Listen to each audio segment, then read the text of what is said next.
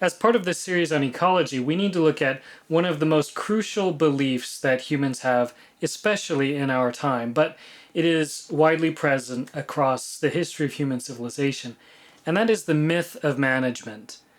Now, when I'm using the word myth, I'm talking about stories or ideas that give us meaning and things that we believe in. Not necessarily true or false, but as we talk about management, we're going to talk about how it's a bit deceptive. Now, we're going to talk about three things in a series of 3 videos on the myth of management. This first one, we're going to talk about the belief that humans are capable of managing the creation. In the second video, we'll talk about whether humans have the right to manage. And in the third video, we will talk about whether human management is good or beneficial, either to ourselves or to what we think we manage. Now, this first one is about the question of human capability of managing the creation. So let's dive in.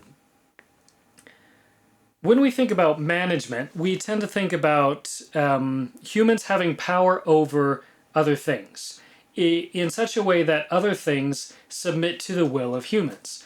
And we're capable of driving things in a direction that we would like. We might think of business management, of course. That's where management tends to be the most obvious.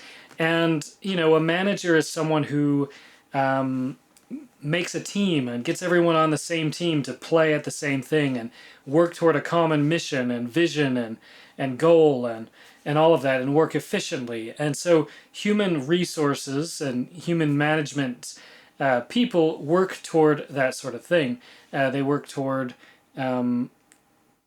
getting diverse individuals sort of to fall in line in order to complete a project that's bigger than everyone involved. But are humans capable of managing the creation? Well, the first thing we need to think about is whether we're capable of management much at all. And for one example, we should think about the President of the United States. For example, we might think of as the supreme manager, often hailed as the leader of the free world or other such titles. The president, on a actual day-to-day level, in many ways doesn't really manage very much at all.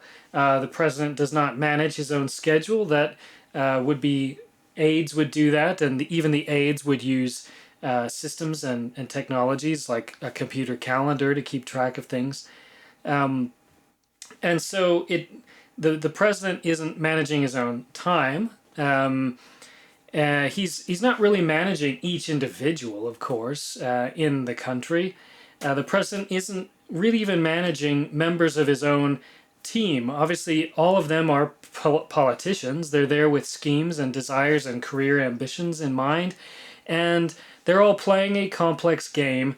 So the president, we might think of as the manager-in-chief, isn't necessarily managing much of anyone, not even himself. What's happening in politics, as an example, is that we're all submitting to a common system. Of course, in the United States, we call that democracy, you know, as a representative republic type thing. We've got the Constitution, we've got the rule of law, we have systems of checks and balances, and the great story of America and American political history coming out of the Enlightenment is that people finally discovered how to submit the rulership and governance of people to an objective system rather than an autocrat, a monarch, or a council.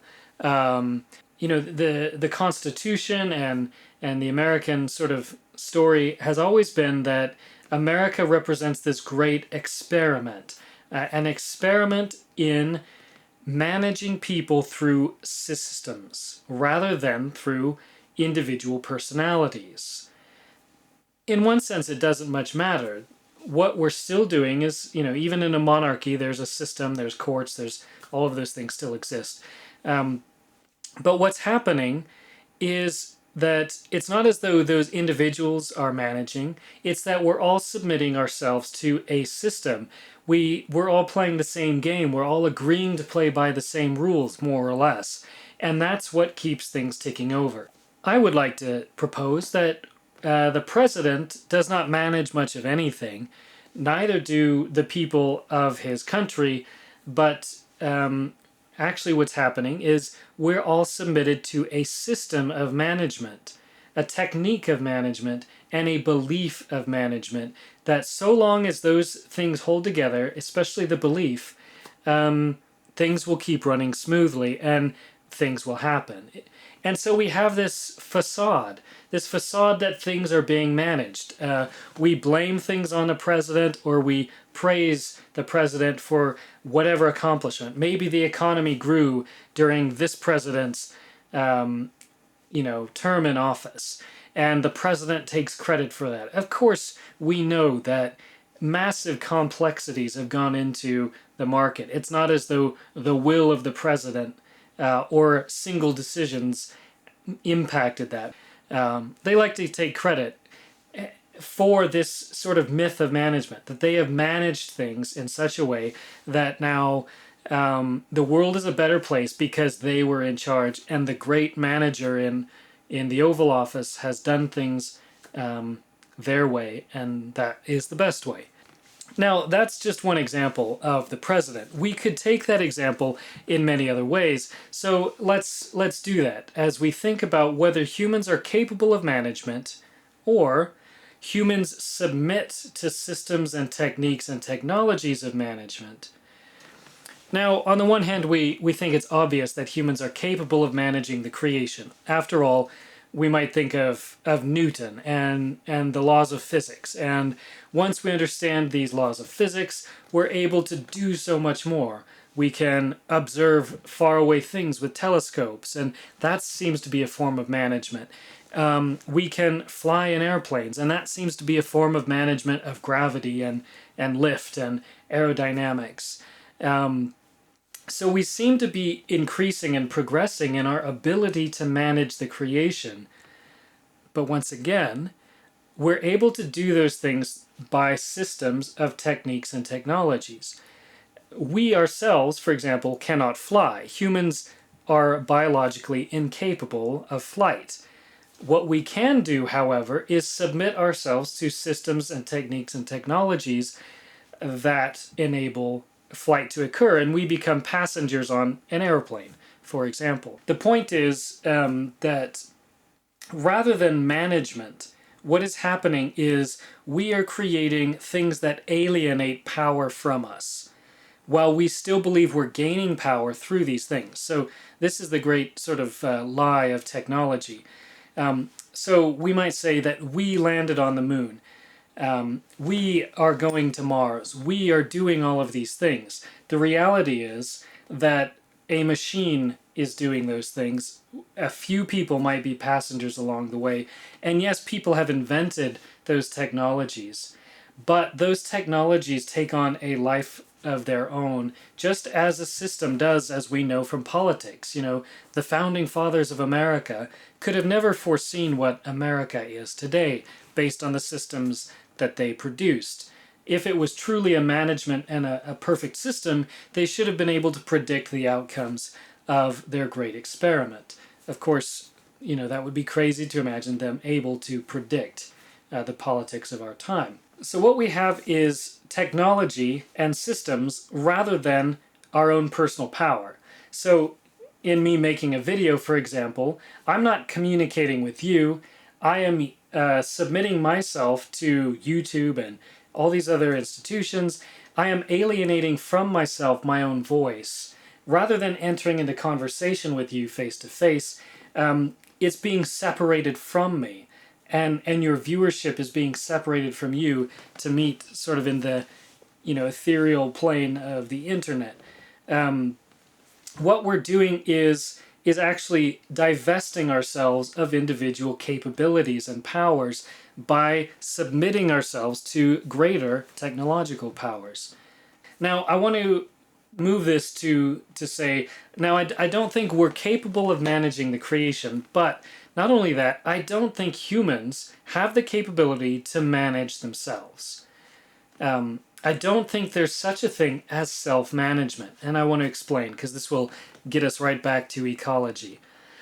So self-management maybe is this idea that that my body and my world submits to my will, that things largely go according to plan, and what happens are the things I want to happen. I'm able to do the things I want to do.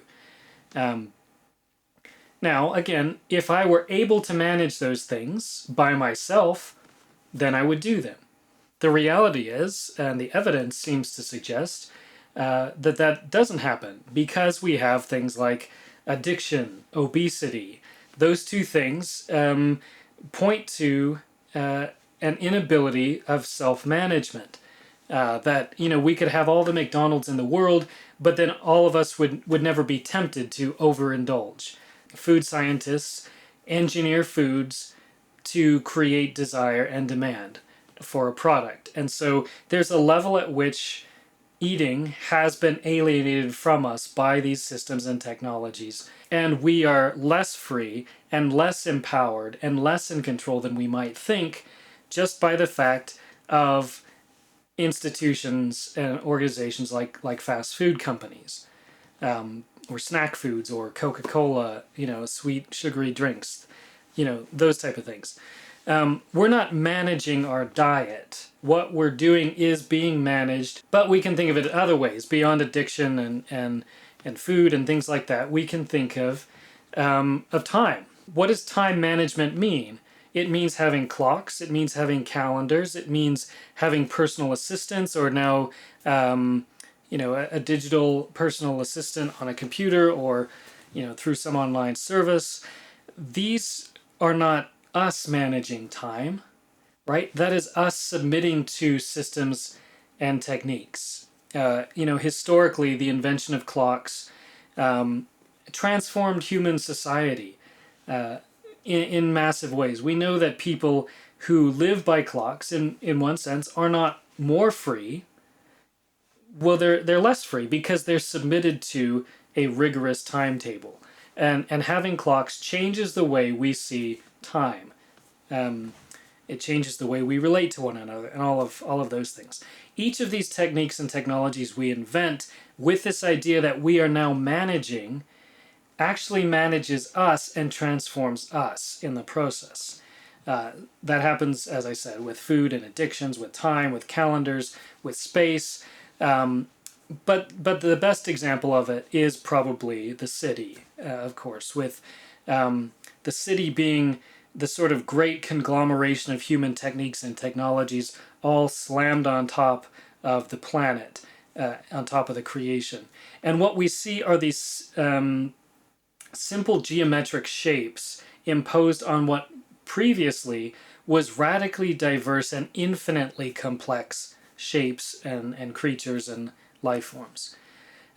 And that's the key, because the myth and the lie of management, the lie that's inherent in the myth of management, is that we believe we're managing when actually we are being managed, and that we aren't managing at all. Management isn't happening. What's happening is simplification. Now, if you've ever engaged in a project, an engineering project, for example, you know that in order to accomplish a great task, you have to break it down into simple steps. In order to build a city, you break it down into city blocks. Now, the same thing happens with ourselves. In order to manage ourselves, we simplify. Take, for example, the archetypal image we have of the one who's perfect at self-management, and maybe that's a Buddhist monk. Maybe it's a film that we think of with a meditating Buddhist monk who's also highly capable of martial arts, and is able at will to engage the universe and enter into nirvana and enlightenment, and commune with the oneness of the universe. But let's think about a monk. What does it require to be a monk? Well, it requires a monastery. And a monastery is a place that is excluded, self-excluded from the busyness and noise of human society. So what we're doing is subtracting that element. We're subtracting distraction. It's not managing distraction, right? It's subtracting it. We might think of the monk conquering the flesh and the temptations of the flesh, whether it be cold or heat or hunger or thirst or sexual desire. All of these things brought under the will of the monk. But a lot of these aren't management of desire and temptation.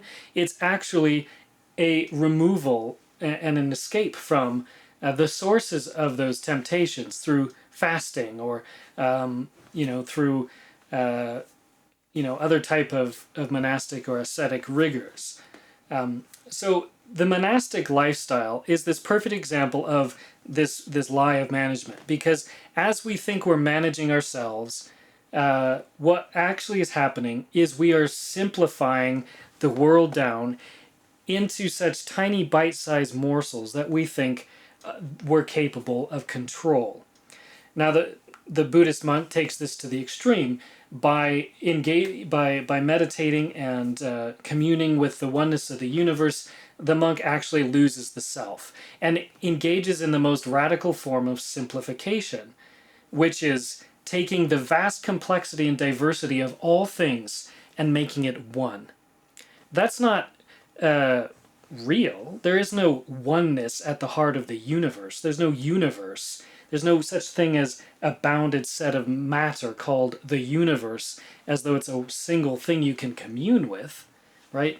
What there is a radical simplification of infinite diversity into something we believe we can manage. And this is incredibly violent, because what it does is it takes diversity and it kills it. It eliminates it. Again, we see this with the city, taking hills and valleys and leveling them, and taking winding streams and funneling them into concrete ditches that are straight. We see this with farms, taking woodlands and wildlands and swamps and wetlands and things, and turning it into square and circle blocks of monocropped fields. Humans are not managing the creation, right? We're actually being managed by the techniques we've created, like agricultural, industrial agriculture and things like that. And we are violently imposing these technologies in radically simplifying ways on a incredibly diverse world. So the outcome of all of this, ecologically, should seem pretty obvious. Again, climate change is one symptom of this much deeper underlying issue. The real problem is this belief in management, this belief that we are capable of managing the creation, when one, we're not capable of managing ourselves, and two, management is actually us submitting ourselves and the rest and other creatures to systems and techniques and technologies that overpower and radically and violently simplify things down to the point where we can control them. So we don't manage, we simplify. As we try to manage ourselves, we simplify ourselves. As we try to manage other people, we simplify them. As we try to manage a field, we simplify it. As we try to manage the creation, we simplify it. So the loss of species diversity and these diversities of species essential to human survival on this planet is a necessary part of our belief in management. It's necessary that we extinct species that we cannot understand and we don't see and aren't capable of surviving under the conditions that are imposed upon them by these systems and techniques and technologies of simplification. Wildlife that is unable to adapt to urbanization and things like that, and what we think of as development, which is again radical simplification of diversity. The end result is we have to kill off species. Therefore, ecologically speaking, the problem is not the technology itself. Again, the problem is not the technology. The problem is the belief that we are expressing our will through the technology when we are being formed and refashioned by those technologies just as the planet is. We are animals just like the rest. And as we are controlled and manipulated by the techniques and systems we create, we are transformed in the process, just like the other animals. And we lose our diversity, and we lose our cultures, and we lose all of these things as they're radically simplified into things that we think of as categories like race and gender and nationality. These are the sort of radical simplifications of techniques and technologies that we submit to, and we submit to as these myths of meaning, that are destructive to peoples, to cultures, to ways of life, to histories, because we, like other animals, are animals, and we are not designed to live in a systemic technological world. We're not designed to live in an urban environment. These environments are toxic to the planet and to ourselves. Again, it's not the city itself, it's the belief that creates the need for the city and things like that. So, once again, ecology is really all about theology. It's all about the myths we believe in. Anyway, I hope you enjoyed that. Next time we'll talk about more about this myth of management as we talk about whether humans have a right to manage or not. You'll find more of this stuff in the book I wrote called Plundering Eden, and we'll hope to see you next time as you do those YouTube things like sharing with your friends and liking, subscribing, and all that.